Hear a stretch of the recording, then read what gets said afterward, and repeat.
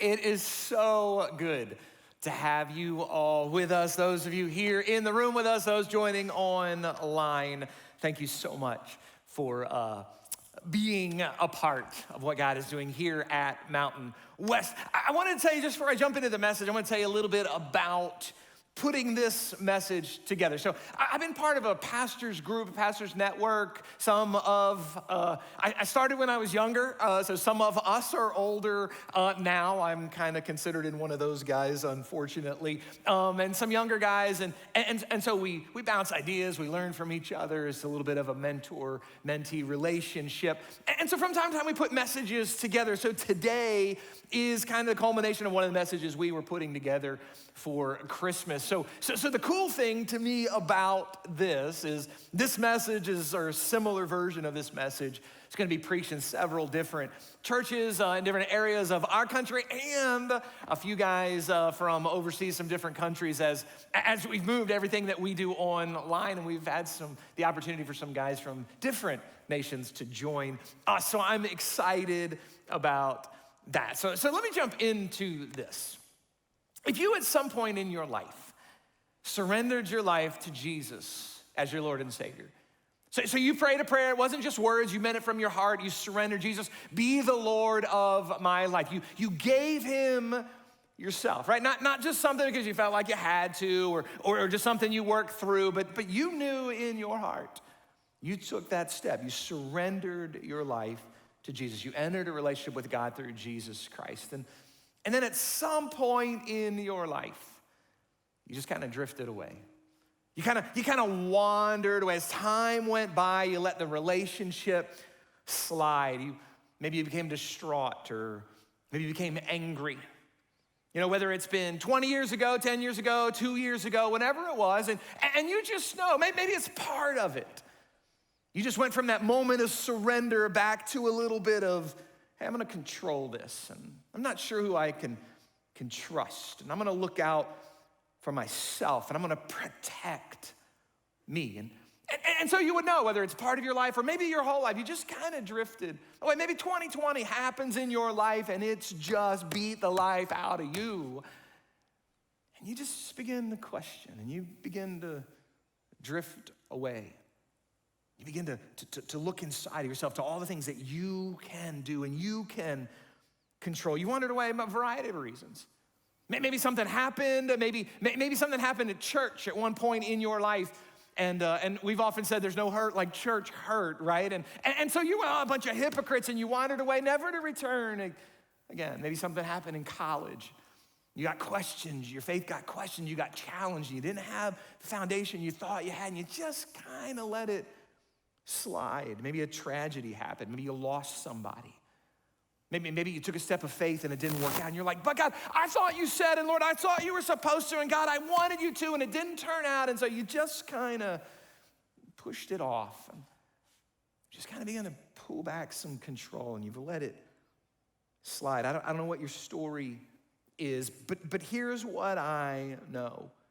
I would imagine if I had the same experience as you have had, I would have probably made the same decisions you made. Because when I talk about this today, it's not coming from some judgmental place. Everything everybody does makes sense to them in that moment. It's what you know, it's what you feel, and the doubt and the fear and the worry and the concern and the anger and the bitterness and the not understanding. It makes all perfect sense right at that moment. And you make the decisions that you make. And the truth is, any one of us, we knew the other person's story, we'd probably make the same decisions. But what I want to do for the next few minutes, I want to urge you, I want to encourage you, if you would you consider re-engaging with your faith this Christmas? By re-engaging, here's what I mean.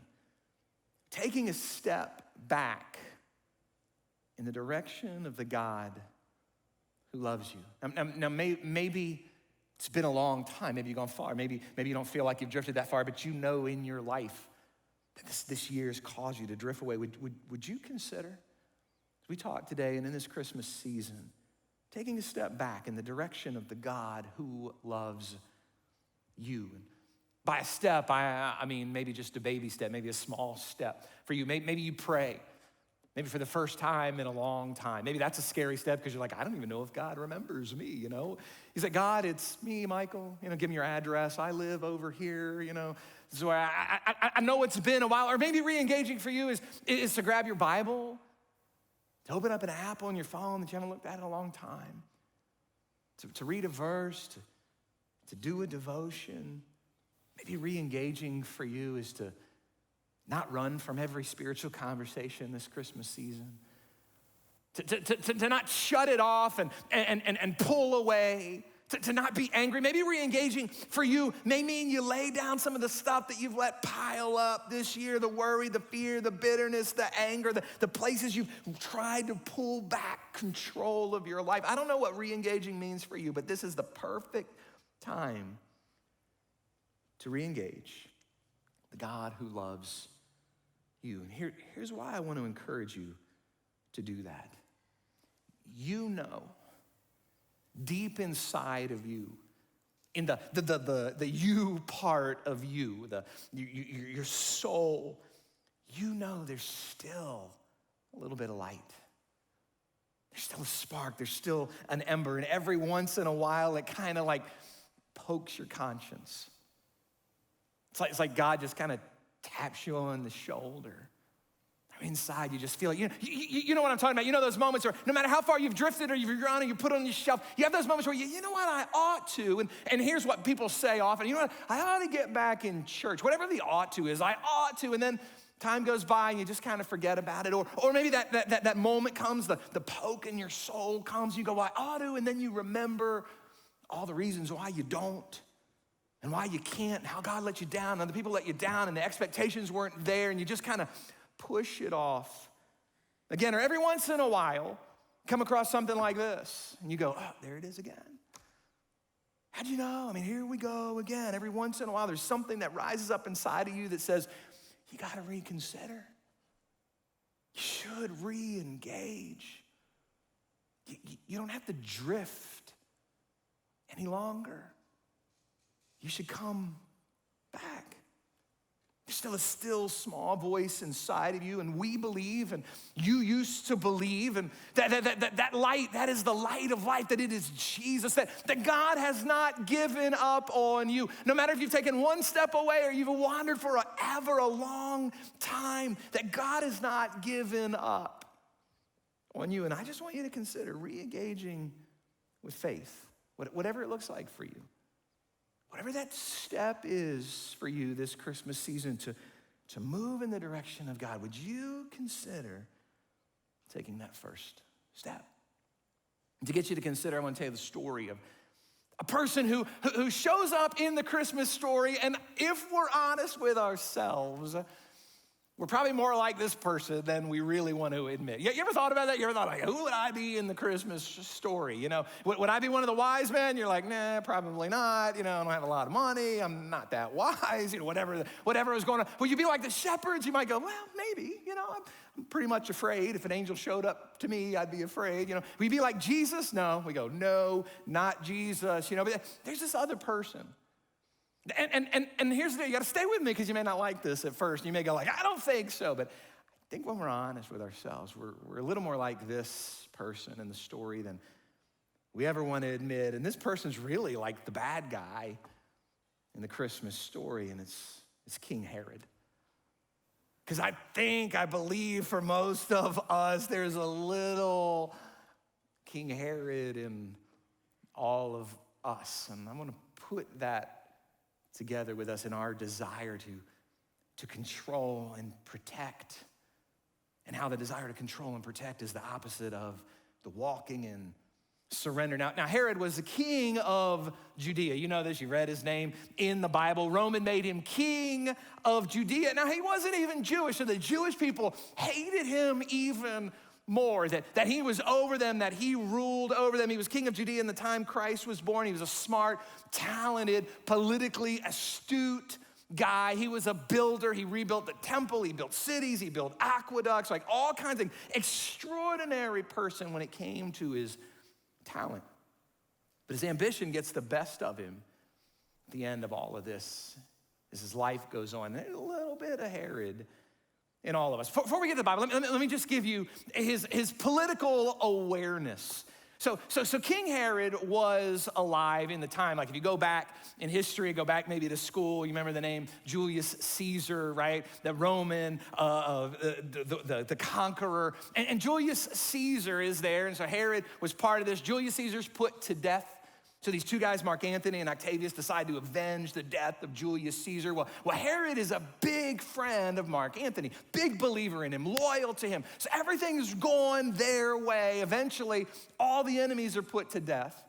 They're left with these two guys with immense power, Mark Antony and Octavius. Well, two guys with immense power over the same people eventually clash. They came to realize there can only one of them. And so sort of a civil war breaks out between Octavius and Mark Antony, and Herod's backs Mark Antony, has parties for him, has his support, all of that. So if you know the story, Mark Antony doesn't turn out on the winning side. Octavius turns out on the winning side, which means Herod is on the losing side. Octavius becomes Caesar Augustus. You heard that name in the Christmas story, the first emperor of Rome. So all of this has happened. Herod backed the wrong guy. Octavius is now Caesar Augustus, and he's in charge of the whole empire, which means he's over Herod. Herod doesn't want to give up what he has. He wants to keep control because he's all about control and protect. And so here's what he does. He shows up at the home or the castle or whatever of Caesar Augustus, rings the doorbell, whatever would have gone on back then. And they're like, who is it? And they're like, it's Herod. They're like, Herod, wasn't he a friend of Mark Antony? What's he doing here? So Herod goes in. Here was part of the conversation. Herod tells Caesar Augustus, he said, listen, here's what you got to know about me. I am a loyal man. Followed the wrong guy. I was loyal to him until the very end. So you know this about me. I am a loyal person to the very bitter end. And today, Caesar, I pledge my loyalty to you. Which then Caesar, wow. Yeah, you know what? You are a loyal guy. You were loyal to the very last moment, even on the losing side. So here's what Caesar does. Caesar puts him back in charge and expands his territory. So I'm telling you that just because you got to understand, this guy was a bright guy. This guy was all about control and power and his legacy and what was going to be left and how he was going to be remembered and what was going on in his life. But the thing that got him in trouble was he was so committed to his own control, to his own legacy, that he began to make bad decisions.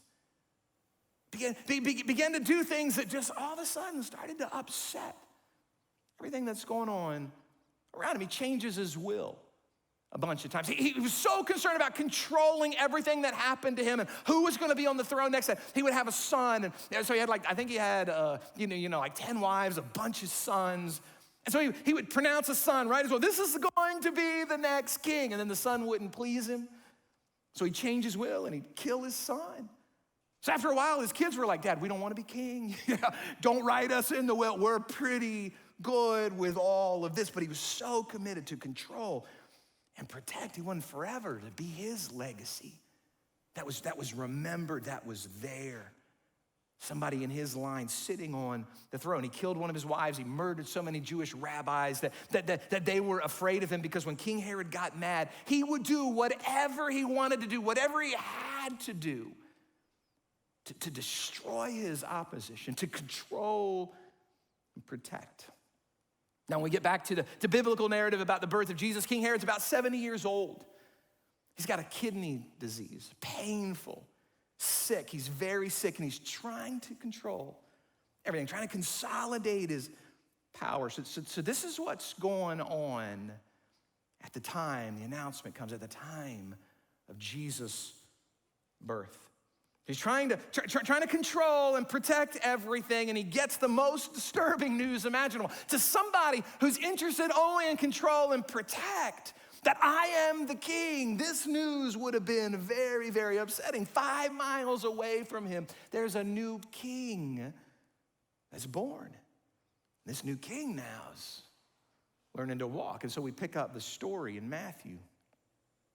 After Jesus was born in Bethlehem, in Judea, where King Herod is king, during the time of King Herod, Magi, the wise men, Magi from the east came to Jerusalem, and they asked. Now, this would have been a really upsetting question. to King Herod because he's control and protect. Wait, you can't take this away from me. This is mine. It's about me. Where is the one who has been born king of the Jews? Wait. I'm the king of the Jews. And so he notices there's something going on. We saw his star when it arose and then came to worship him. When King Herod heard this, he was disturbed, and all of Jerusalem with him. Now, you can understand when we go a little bit back, it's why I gave you a little bit of King Herod's history. Why would all of Jerusalem be disturbed? Because when the king's disturbed, everybody's afraid. Because he was crazy. Because he'd wipe them out. Because he would do anything he had to do to push everybody else away, to destroy, to bring destruction, so that he could control and protect. So everybody was disturbed. Now he's an older man, he's in pain. Suddenly his legacy, his future, all of that is at risk because the story continues. When he had called together all the peoples, chief priests, teachers of the law. Imagine, they're getting called before Herod, and Herod's disturbed. I imagine they were a little bit afraid of what was going on. He asked them where the Messiah was to be born. And they probably been like, you should know this. You're the king of the Jews. In Bethlehem, in Judea, they replied. For this is what the prophet has written, but you, Bethlehem, in the land of Judah, are by no means least among the rulers of Judah. For out of you will come a ruler who will shepherd my people, Israel. So worst news imaginable. Control and protect. And yet there's another king. So Herod begins to wrestle with this. Story continues. Then Herod called the Magi secretly, right? So he's like, okay, I got a little private meeting with these guys. And he found out from them the exact time the star had appeared. He sent them to Bethlehem and said, go and search carefully for the child. As soon as you find him, report to me so that I too may go and worship him, which is really interesting that this word there, because he's saying worship in this context wasn't about a song, so that I may go and sing songs or give gifts. We've made worship about that. It's an act of worship. But worship really means surrender. When you talk about worship in the Bible, it's laying everything down for another. It's giving your whole self over, right? If you were to worship King Herod, it meant that everything I have is yours. I am yours. What you say, go. No questions asked. And so he says, so I may worship him, and yet we go, wait. He's all about control and protect. You cannot do both. You can't control and protect and worship at the same time. So it continues. And after this, after they had heard the king, they went on their way. The star they had seen, when it rose, went ahead of them until it stopped over the place where the child was. And when the Magi, when they saw the star, they were overjoyed.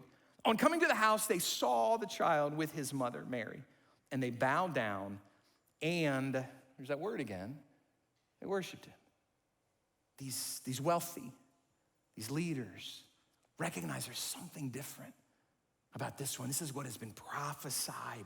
That they decide to make this statement that they're going to lay down their lives and give worship to the one who is born, to the future king.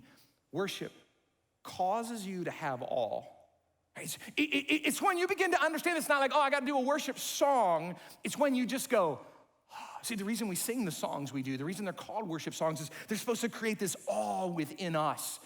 It's not just so God can hear our words. It's so inside of us we go, wow, God, you're awesome.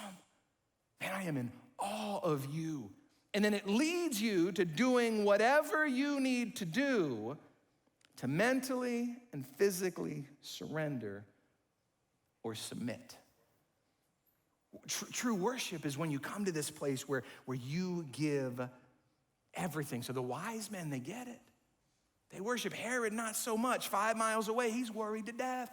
Tell me when the Magi come back. Tell me when you see him, because I got to go, because I got to control and protect and control and protect. And his whole life has been built on control and protect. I've got to make sure I've got mine. I got to make sure I'm taken care of. I don't understand it. I'm angry and I'm bitter. All of those things.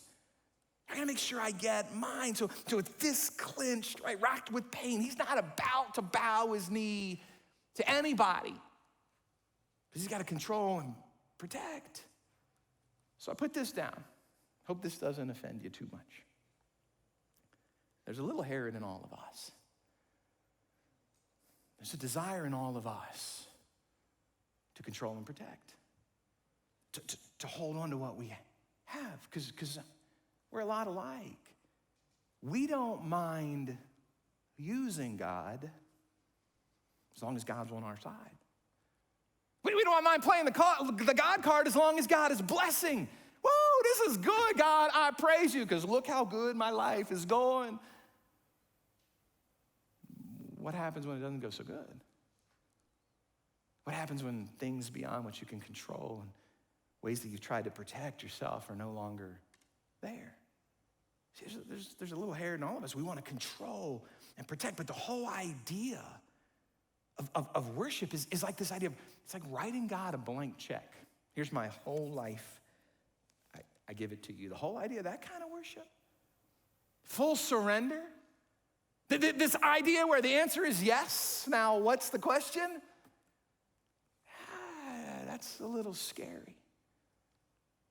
When things come along in life that we don't quite understand, when people let us down and we have questions and God doesn't work like we thought he should work and our faith is challenged and we don't have just the right answer and somebody else says something that sounds good and we get angry and we're bitter and people say things and people do things, and maybe this year more than any other throughout 2020, the uncertainty, the anger, the worry, the fear, the bitterness, all those things begin to grow. What do? We begin to pull back, don't we? I got to control and protect. Michael, you don't know my story. You don't know. I mean, if I gave up, if I let go, I don't know what next year might hold. I don't know what this is going to look like. And then all of a sudden, we begin to. So maybe it's not a long time wandering. Maybe it's a recent wandering. Or you've noticed this year, you begin to control and protect. Or maybe you're with us, and it's been a long time since you even had a conversation with God because something hurt you, something didn't work out right. And you just decided, I got to be in charge of this. I got to be in control of this. There's a little Herod in all of us. And the story goes on. And having been warned in a dream not to go back to Herod, they, the Magi, they returned to their country by another route. And when they had gone, an angel of the Lord appeared to Joseph in a dream, and he said, "Get up, take the child and his mother and escape to Egypt and stay there. Stay there until I tell you, for Herod is going to search for the child to kill him." So he got up and took the child and his mother during the night, and they left for Egypt. When Herod realized that they had been outwitted by the Magi, he was furious, and when he's furious, everybody's upset. When Herod gets mad, bad things happen. Because he's upset, he gave an order that it's hard to believe it was ever given. He gave an order that in our minds, in our times, hard to believe was ever followed. He gave orders to kill all the boys in Bethlehem and its vicinity who were 2 years old and under, in accordance with the time he had learned from the Magi. Can you imagine? Can you imagine what a horrible day or week that was? When anybody had a son, 2 or under, the guards show up and pull him out and they slaughter him in front of you? Can you imagine being one of the people that you had a son that age and you heard it was coming? The panic, the fear, all of that going on. So this is happening all around. Jesus, Mary, Joseph, they flee. Herod's upset. I got to control and protect. I got to control and protect. He begins to make decisions that not only affect him, but begin to affect everybody around him. And now the story continues in his life. Soon after this, now remember, Herod's sick. Soon after this, the pain of his sickness is so great that Herod decides to kill himself. So he attempts suicide. It doesn't work out. His cousin comes in and saves him. So you can imagine now, not only that pain and the misery from his sickness and from losing control, but trying to kill himself. All of this going on. Here's what Herod does. Herod orders, he says, I want you to round up every Jewish man who is influential, who is powerful, who people like. I want you to put them in prison. And the day that I die, because he knew his death was coming, the day that I die, I want you to kill all of them. Here was the reason, because he knew nobody would mourn him. So the day he died, he wanted there to at least be mourning going on. This is the kind of person that he was. So Herod dies. They didn't follow his orders on this one. They release all the influential men from prison, and the text continues. After Herod died, an angel of the Lord appeared in a dream to Joseph in Egypt and said, once again, get up, take the child and his mother and go to the land of Israel, for those who were trying to take the child's life are dead. And this little twist in history, Herod, who was so concerned about controlling and protecting and so concerned about getting his and doing his thing and making sure it was all for him. Herod the Great becomes a footnote in the story of Jesus. Herod, who wanted his legacy to go on forever.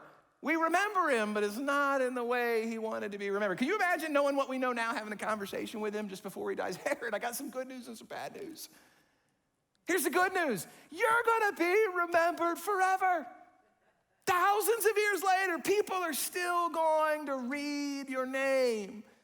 Now the bad news, you're just like a little minor character. You're just like a side note in the story of a baby who was born that grew up to become king, the savior of the world. And people aren't gonna talk about what you built. They're gonna talk about the temple anymore. They're gonna talk about Herod the builder. They're gonna call you Herod the butcher. And about 5 miles away, you were 5 miles away from the birth of the Son of God, and you missed your opportunity because you were so concerned about control and protect.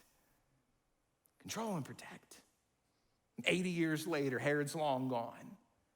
80 years after this, Jesus has been born, he's grown up, he's lived his life, he's ministered, he's died on a cross, he's risen from the dead, ascended to heaven. 80 years later, Caesar's gone, Tiberius is gone, Nero's gone, the temple's been completely wiped out. 80 years later, John the apostle, John who walked with Jesus, John who was at the cross, and Jesus says, Mary, this is your son, John, this is your mother. Who now is taking care of Mary, and I'm sure has had the opportunity to hear these stories and ask questions. Mary, what was it like? What was it like when the angel appeared? What was it like when Jesus came? What was it like? What did you feel? How did you know to go to Egypt? What all was happening? All of that. He's heard the stories. He saw every miracle. He watched Jesus do one thing after another that never been done before. He heard the love of God, the teaching of Jesus. It changed his life. He watched Jesus die. He watched him raise from the empty tomb. He met him again after he'd been risen. He's an old man looking back on all that he had lived, everything that he experienced, and he decided to sit down and summarize it all. The Gospel of John. And here's what he said. And here's why it's so important for us. And here's why you got to pay attention to this. That thing in your heart, the you part of you, the soul, your mind, every once in a while that just kind of pokes at you. Here's what John says. In him was life. Talking about Jesus. In him was life. Notice it's past tense, right? Because he's thinking back. In him was life. And that life was, again, past tense. That life was the light. It changed everything. That light came in, changed my life. And it wasn't just for me, it was for everybody. And then maybe he pauses and makes his choice to move from past tense to present tense. Because he's going, this is what I've experienced. And then he's saying, man, I got a message for you. I got a message for all of you 2,000 plus years later. In him was life, and that life was the light of all mankind. Notice this, the light didn't say shone. It says the light shines. All of a sudden he brings it up to now. Brings it up into the present. The light shines in the darkness. And then as if he's trying to punctuate all of that. I can remember, because we talked about him a little bit last week. This was a guy who watched everything get wiped out. He's old. They've tried to kill him. They've exiled him. He's watched his friends put to death, the city that he loved destroyed, the temple wiped out, the Romans overcome, the whole Jewish culture being pushed outside. This is a guy who probably had every reason why to just give up and say, it's not worth it. He says, no, there's something inside. The light still shines, and then he punctuates it with this powerful remark. And the darkness has not overcome it. The light still shines. And the darkness has not, cannot, will not overcome it. There is nothing that can blow that out. And this brings us now to us, to you, to me. What's your story gonna be? What will be your story in relationship to the light of the world? What decisions do you need to make? Will your story be a story of resistance?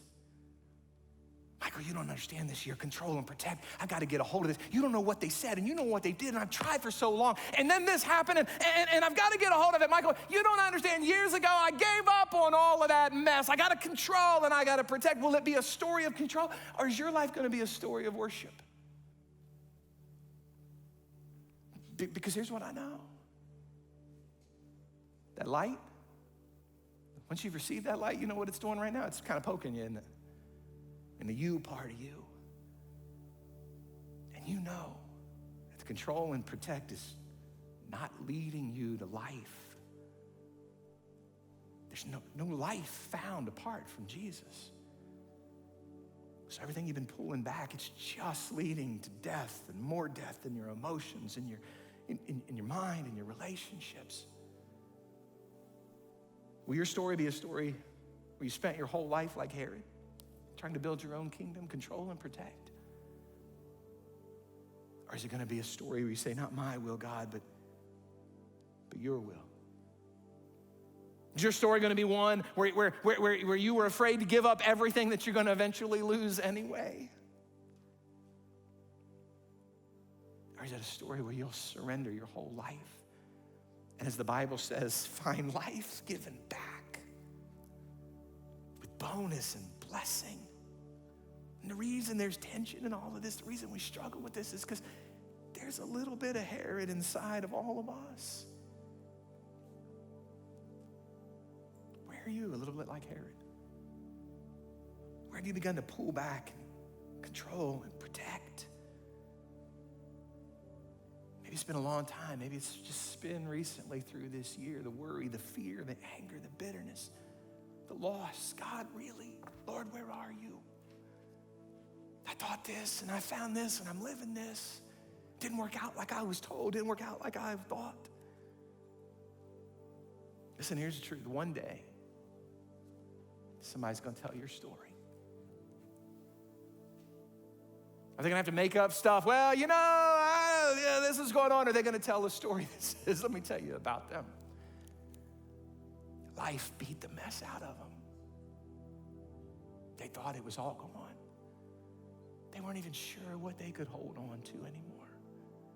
They wandered, they drifted, they tried to control and protect, but there was a moment when that little voice inside of them just kept poking at their heart. That light continued to shine. They realized, God, you never given up on me. And they came back. They went home. They re-engaged with their faith. And it made all the difference. Here's the good news, because you already know this. The darkness has not overcome the light in you, has it? It's why you're here. It's why you're listening.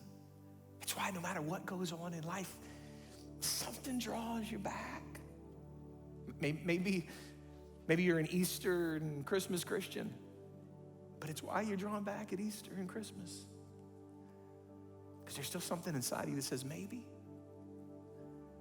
The light's still shining, still poking your soul, saying, come on, I still love you. Life is found in me. The darkness, all you've experienced, all that you've seen, all the disappointment, all the unanswered prayer, all the people who didn't do what they were supposed to do, all the hypocrisy maybe that you've seen in church, whatever it is, the darkness still has not overcome the light that is in you. That's why you're here. That's why every now and then you find yourself having conversations with a God you're not even sure you believe in anymore. Because the darkness can't overcome it. The darkness cannot blow it out. And so I urge you this Christmas, would you take a step to re-engage, or perhaps to engage for the first time with the light of the world? Would you let God speak to your heart to remind you how much he loves you? Here's the last thing, I'm done. The Magi, they got it right. They realized light stepped into the world, and the right response, the way for it to change your life, was to worship. It was to surrender. So in these next few minutes, I want to give you the opportunity to think about what you heard. To think about what it would look like for you to re-engage, or to engage for the first time with the light of the world. Maybe it's saying a prayer. Maybe it's reading a Bible verse. Maybe as our worship team sings, maybe it's just opening up your heart and saying, okay, God, I don't understand everything, but thank you for reminding me that you're still there. And I come back to you today to say, I give you me. No matter what you do, no matter how far you've wandered, no matter what kind of sin you've got yourself into, the light is not going out. The light is still shining for you. Would you pray with me? Heavenly Father, thank you for the light of the world. God, thank you. We celebrate Christmas and all that it means, but thank you that you never give up on us. The light still shines. It's still shining. And so God, I pray for your people, Lord. First, I pray for those, maybe they've never engaged you. Would you draw them as only you can do? Let them know how much you love them, and in you is found the life that they're looking for. God, I pray for those that it's time. It's been a long time that they've drifted. They've wandered. Every now and then they sense it. Every now and then they feel it. You poke their conscience. You poke their soul. Would you let this be the Christmas? They go, okay, I can't find life anywhere else. Controlling and protecting leads me to nothing. God, here I am. I'm back. I want you. I surrender. God, I pray over those who maybe it's just been a recent drift. May you speak to their hearts right now. Show them where they've traded surrender for control. And bring them back to the place where they say, God, every area, I trust you. I give you me. Speak to our hearts now as we sing our worship. Draw us close. Remind us how much you love us. And may we leave these next few moments transformed because we spent this time in your presence. In Jesus' name we pray. Amen. Those of you in the building, will you go ahead and stand with me? Worship team is going to lead us in just a couple of more songs. Would you take this time? Let God speak right to your heart and remind you the light is still shining.